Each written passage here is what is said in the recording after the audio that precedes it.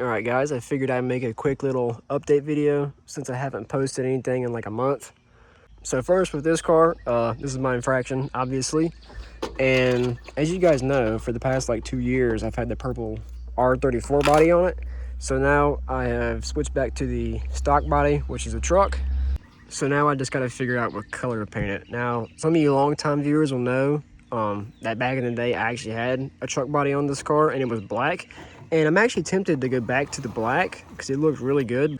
As for the inside of the car, I added this little fan mount to my ESC, and the main reason why I got this was because it had a little switch mount, and before the switch was kind of just tangled up in all these wires, but now the switch is kind of mounted out the way and in an easy to access spot. And then I also added some fans to the motor. As of this car here, I have not made any changes to it since last time I had it out, and last time I had it out it ran at 268, so I'm kind of just waiting to get an opportunity to run this car again to see if it'll pull out a 268 at where I normally run this car at. I will say this though, last time I had the car out, for some reason, instead of the car launching straight off the line, it would kind of launch to the left and then run perfectly straight. No idea what's causing that problem. I've messed with the preload a bunch. Crap, I almost fell off my dang table. What was I saying? I messed with the preload. I switched the tires from side to side, maybe thinking that the tires were causing a problem.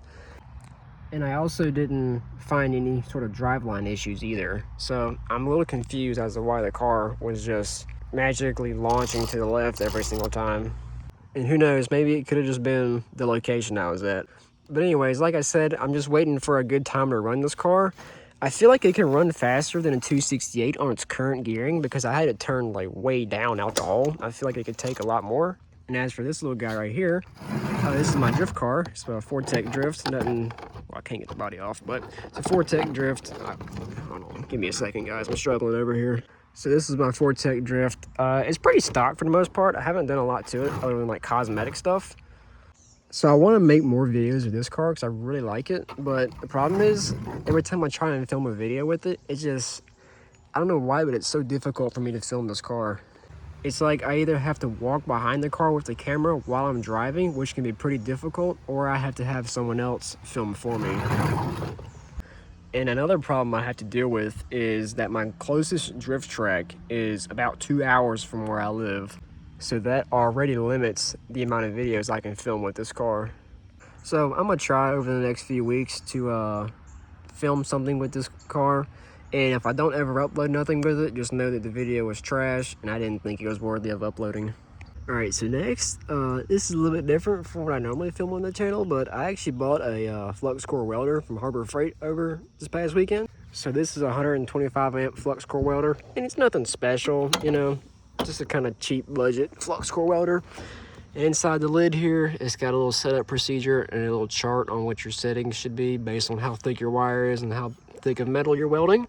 So right now I got some 030 flux core wire in here. So by no means am I a good welder nor an experienced welder, but I have been messing around with this thing for a few hours over the past few days, and you know, my beads, they don't look terrible, but they certainly do not look good either. This is a little hammer I made 2 days ago, and you guys can see my welds are definitely not that good. I've also been practicing a lot, just kind of trying to get a nice consistent bead, and this is the best I've been able to come up with. And these right here. But regardless of my current skill level, I still have a lot of fun welding with this thing. I always thought it was kind of neat to be able to glue metal together. And I also feel like it's a really good skill to learn, especially if you're into like auto repair or own a farm, because you never know when something's going to break and you'll have to fix it. Lastly, I want to end this video off with the mud pit I've been working on. So obviously this is a big mud pit, or right now it's more of a dirt pit, and ain't much mud in there, but I don't feel like much needs to be said about this other than, you know, I've been working on it over the past few days. I'm not sure if you guys can see on camera or not, but I've kind of carved out a bit of a valley, so that way when we get really heavy rain, water will accumulate and make the ground really soft, which obviously creates really good mud. And then I'll bring my Stampede or my Typhon down here and proceed to thrash the piss out of them in the mud. Alright guys, well, that's all I got for this video. So, figured I'd update y'all with what I got going on, because I haven't uploaded in like a month. So, like I said, that's all I got for this video, and I will see you guys in the next one.